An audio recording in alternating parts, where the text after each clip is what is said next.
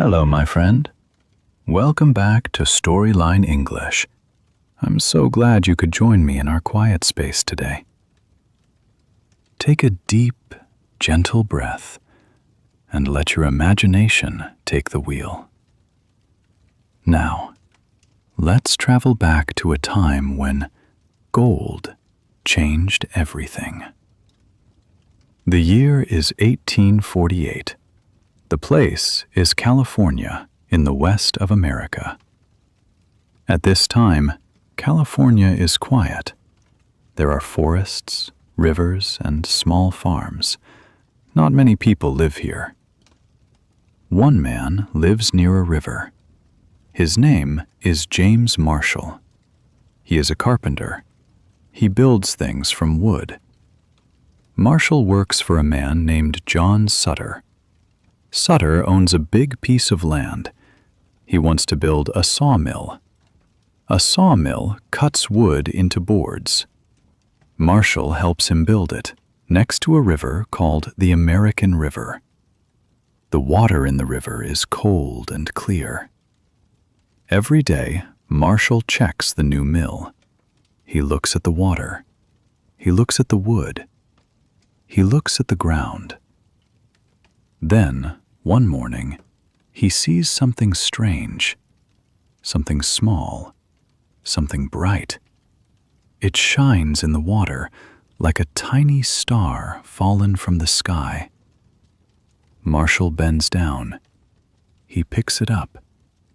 He looks at it closely. Is it just a rock, or is it something more? His heart begins to beat faster. He does not know it yet, but this small, shining piece will start a huge adventure. It will bring thousands of people to California. It will build cities. It will destroy lives. It will change history forever. Marshall holds the small piece in his hand. He does not say a word, but deep inside, he already knows. This is gold. And this is only the beginning of the story. Listen closely, my friend, because this journey is just starting, and it will take us through discovery, dreams, and dangerous choices. James Marshall shows the gold to John Sutter. Sutter is not happy. He wants to keep the discovery a secret. Why? Because Sutter has big dreams too. He wants to build a farming empire. He does not want strangers coming to his land. He does not want chaos. So, Sutter tells his workers, "Please, say nothing." But a secret this big is hard to keep. People talk, people whisper, and soon, word begins to travel. A merchant named Sam Brannan hears the news. He is a smart businessman. He walks through the streets of San Francisco, holding a small bottle of gold dust high in the air. He shouts, "Gold! Gold from the American River!" People stop. They stare. At first, some do not believe him. Is this true, or is it just a story? But Sam Brannan is not lying.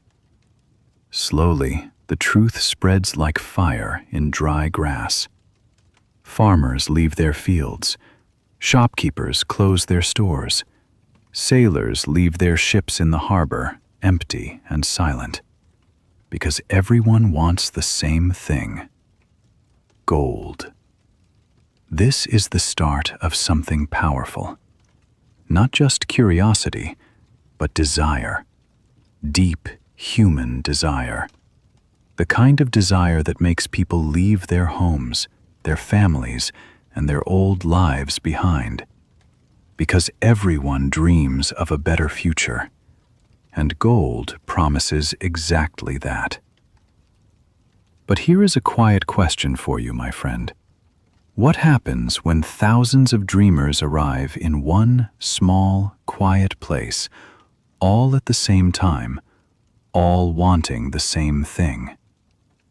Let's continue the journey and discover the answer together. By 1849, the news of gold reaches far beyond California. It travels across America. It crosses the ocean. It reaches Europe, China, and South America. People everywhere hear the same word, gold, and they all want to go and find it. These people get a special name. The world calls them the 49ers because they arrive in 1849. Some 49ers travel by land, crossing deserts and mountains in slow wagons pulled by oxen. The journey is long and hard. It can take 4, 5, even 6 months. Some 49ers travel by sea. They sail around South America on a dangerous route filled with storms.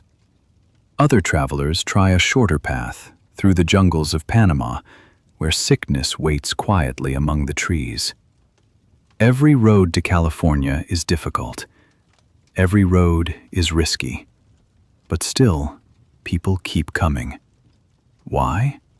Because hope is a powerful force. Hope makes people brave.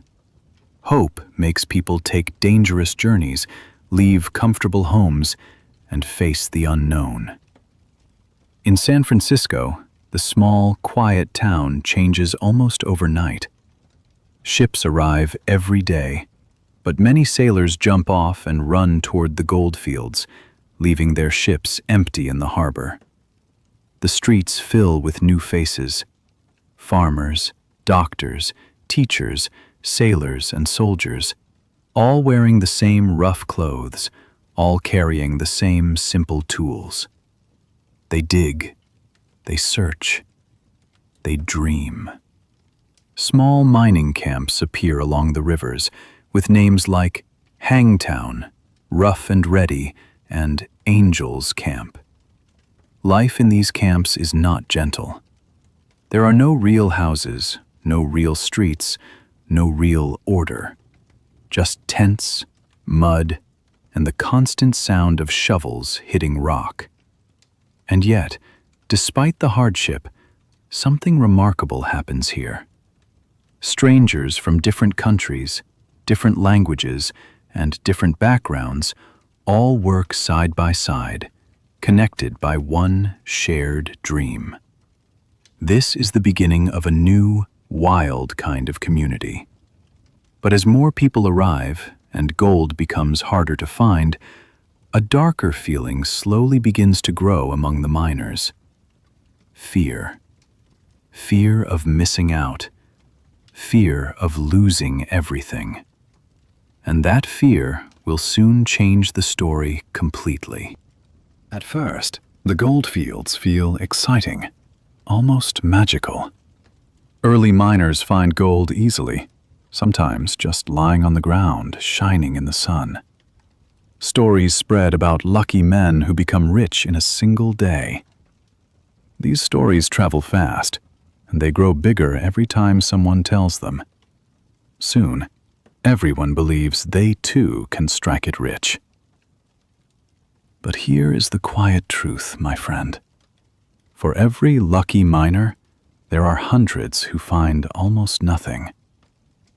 As more and more people arrive, the easy gold disappears. Miners must now dig deeper, work harder, and search longer. The gentle dream slowly becomes something else, an obsession. Men wake up before sunrise. They work until their hands bleed. They skip meals. They ignore their health. Why? Because they believe the next shovel of dirt might hold their fortune. This is when greed begins to take control. In the mining camps, trust becomes rare. Neighbors watch each other with suspicion. If someone finds a good spot with gold, called a claim, fights often begin over who owns it. Some men carry guns just to protect a small piece of muddy land. Laws are weak here and far away.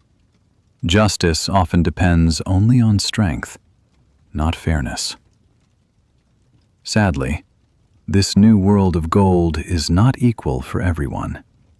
Chinese, Mexican, and Native American miners often face unfair treatment. They are pushed away from the richest gold spots.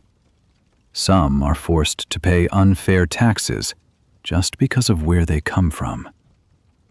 This part of the story is not comfortable to hear, but it is important, because real history includes both bright discovery and dark injustice. Meanwhile, prices in the mining towns rise wildly. A simple egg can cost as much as a whole week's food back home. A pair of boots can cost a small fortune. Merchants, not miners, often become the richest people during the gold rush, simply by selling tools, food, and shelter to desperate dreamers. This is a strange twist in the story, isn't it? The real treasure is not always the gold itself. As months pass, life in the gold fields becomes harder and harder. The easy gold near the surface is almost gone. Miners must now use bigger tools and stronger methods. Some build wooden channels called sluices to wash large amounts of dirt quickly. Others begin using powerful streams of water to blast entire hillsides apart, searching for hidden gold inside. This method is called hydraulic mining. It brings more gold, yes, but it also brings serious damage. Rivers turn brown and thick with mud. Forests disappear. Once green hills become bare and broken. Nature pays a heavy price for human greed. And it is not only the land that suffers. Native American communities, who lived peacefully in California long before the gold rush, now face terrible hardship. Their homes are destroyed. Their rivers are polluted. Many are forced from their ancestral lands. This is one of the saddest parts of our journey today, my friend, and it deserves quiet respect and honest remembering. Meanwhile, in the busy mining towns, difficult questions begin to appear in people's minds. Was this dream really worth it? Many miners, exhausted and poor, start asking themselves this same question. Letters written home during this time often carry a heavy, tired tone. Men write to their wives and mothers, saying they miss home. They miss simple comfort, and they wonder if they made the right choice. Still, leaving is not easy either. Going home without gold can feel like admitting failure. So, many miners stay, trapped between hope and exhaustion, unable to walk away completely. This is human nature, isn't it? Sometimes we continue a difficult path, not because we still believe in it fully, but because we have already given so much to it. This turning point in the story teaches us something deeply true about ambition. Without balance, even a beautiful dream can slowly become a heavy burden. When we imagine the gold rush, my friend, we often picture only rough men digging in rivers with tired hands.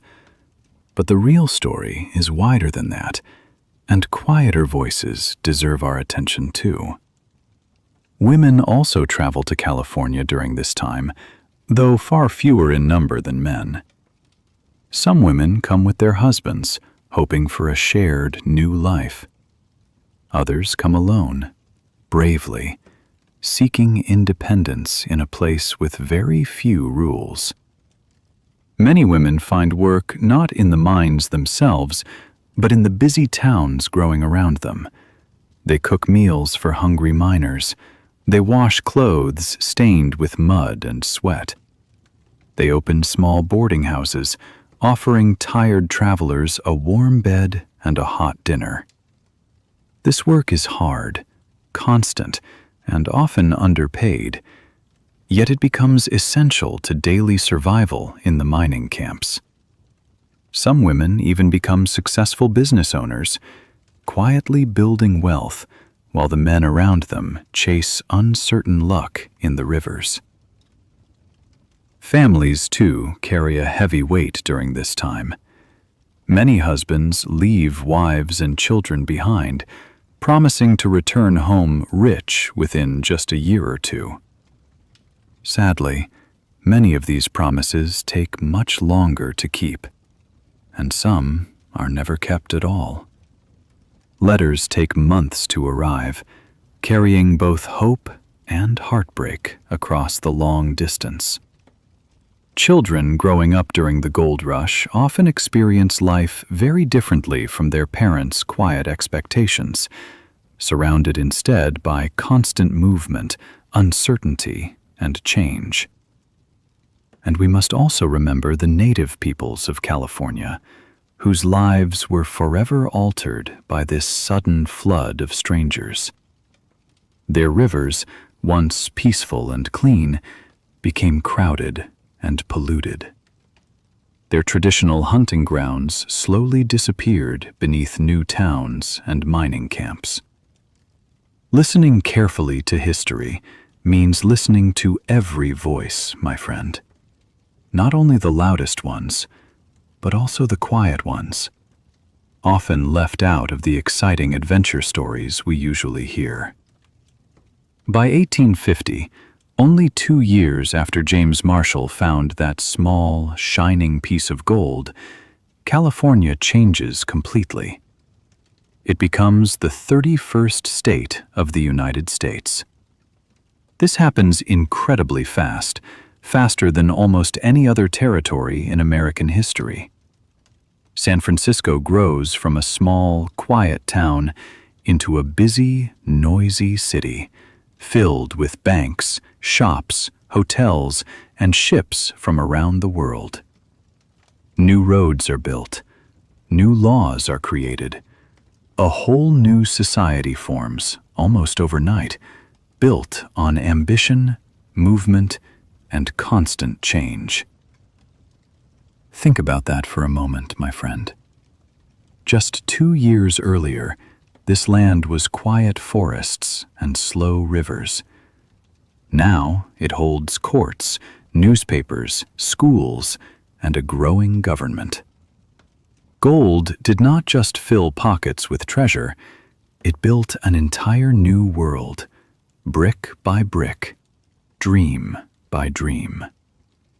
The gold rush also brings deep diversity to California. People from China, Mexico, Chile, Europe, and many other places settle here permanently, bringing their languages, their food, and their traditions with them.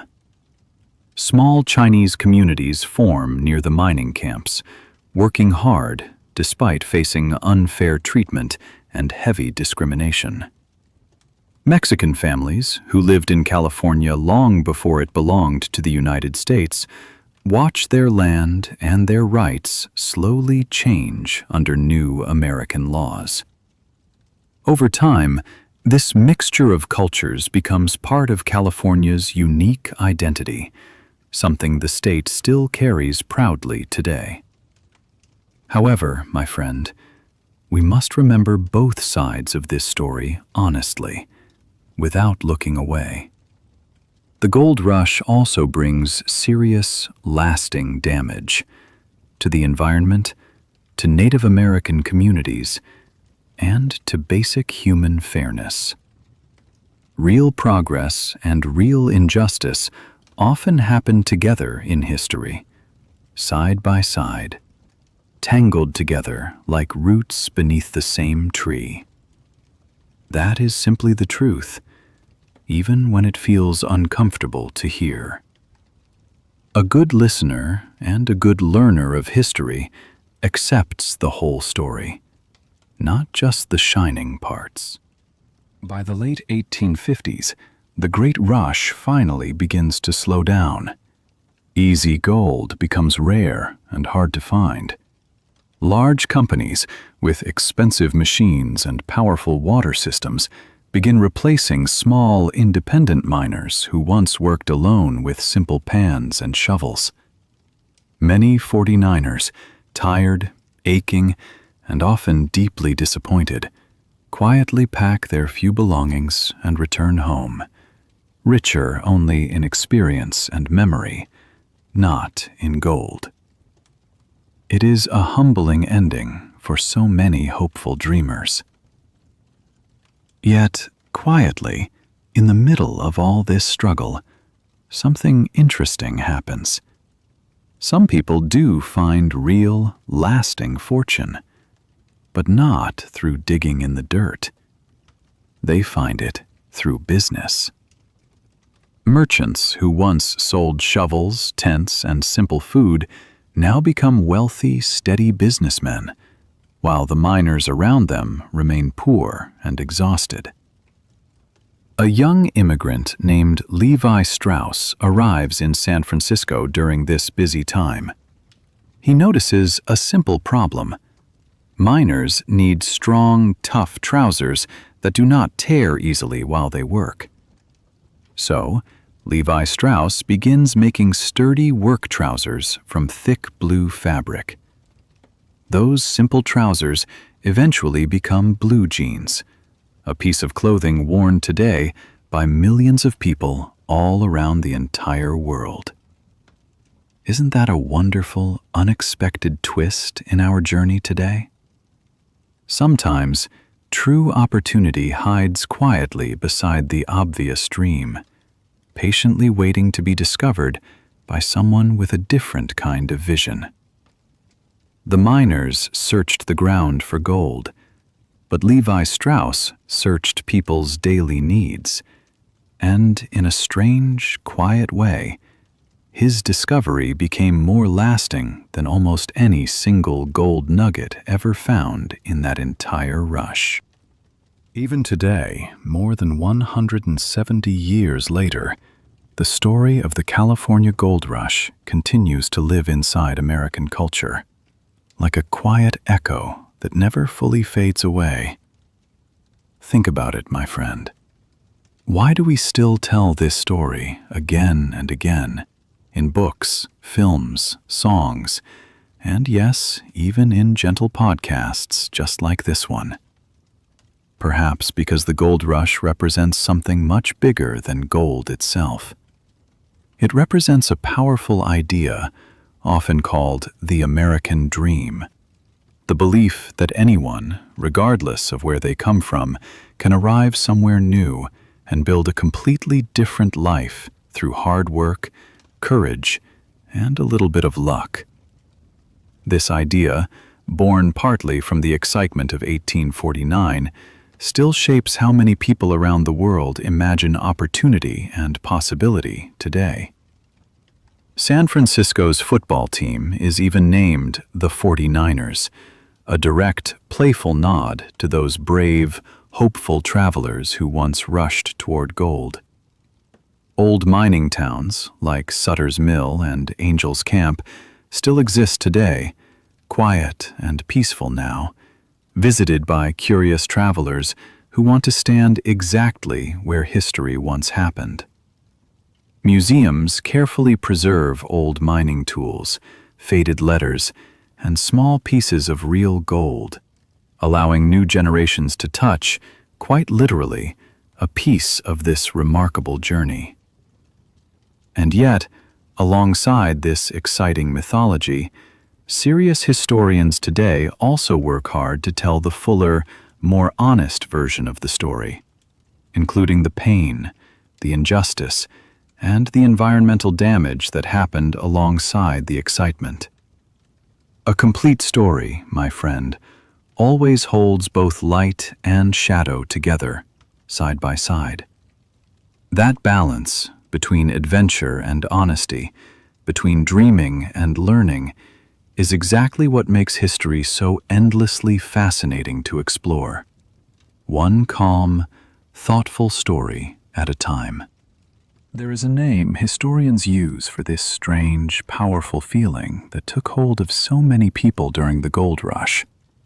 They call it gold fever. And truly, my friend, it behaves very much like a real sickness. It starts small, quiet, almost gentle. Just a spark of curiosity, a simple hope for a better life. But slowly, for many people, this small spark grows into something much bigger, something harder to control.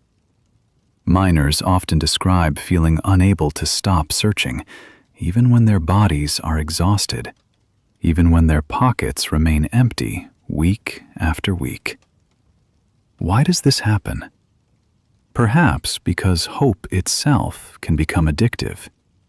Each small piece of gold found, even a tiny one, releases a rush of excitement, a powerful feeling of possibility.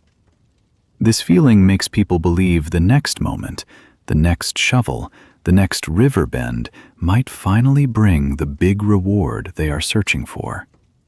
So, they continue, again and again, even against their own better judgment.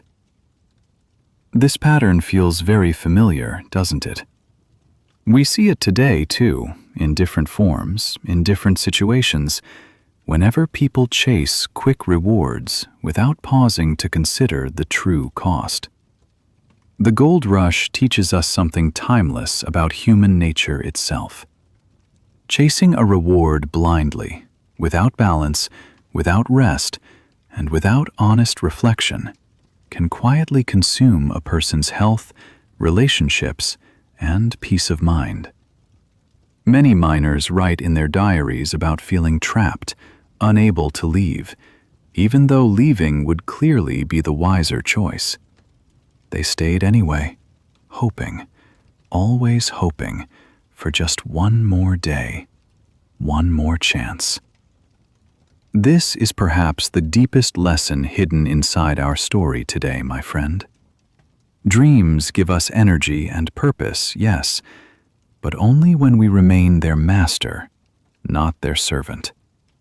Real wisdom means knowing exactly when to keep going and exactly when to gently, calmly let go. And so, my friend, our journey through the California gold rush slowly comes to its gentle end. We traveled together from a quiet river in 1848, through wild, crowded mining camps, through greed, hardship, and finally, into lasting change. What can we learn from this story today?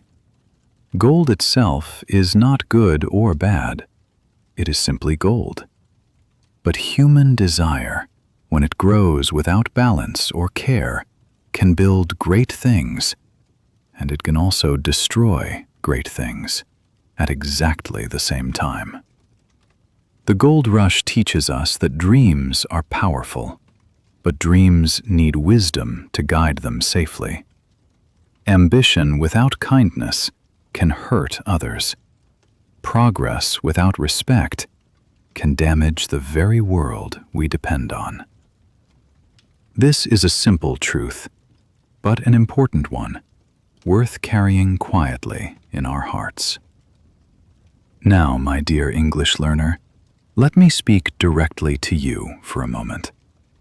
Just like those brave 49ers, you are also on a journey today, a journey of learning a new language. Some days will feel exciting, full of small, shining discoveries. Other days will feel slow, tiring, even a little discouraging. That is completely normal. That is simply part of every real journey. Keep going anyway. Keep listening. Keep learning one small word, one small story at a time. You do not need to rush. Real growth, like real gold, is often found slowly, patiently, beneath the surface. If today's story touched your heart or taught you something new, please consider leaving a comment below and telling me one word or one idea you learned today. I read every single comment, my friend, and it truly means so much to me. Now, before we say goodbye, I have a small question for you. Do you remember Levi Strauss, the young man who once made strong trousers for tired, hard-working miners? His small idea slowly grew into a giant business, one that still exists today all around the world. Would you like to hear his full story next time, my friend? How did he see an opportunity that thousands of others walked right past? How did he turn simple blue fabric into a lasting empire? If you would like to take that journey with me, just write the word Levi's in the comments below. Your voice truly matters in this quiet space, and together, we decide which story we explore next. And if you enjoyed this quiet journey together, please subscribe to Storyline English so we can continue exploring history, language, and life together, one calm story at a time. Thank you for spending this time with me today. Rest well, dream gently, and I will see you very soon, right here, for our next adventure. Until then, my friend, take care.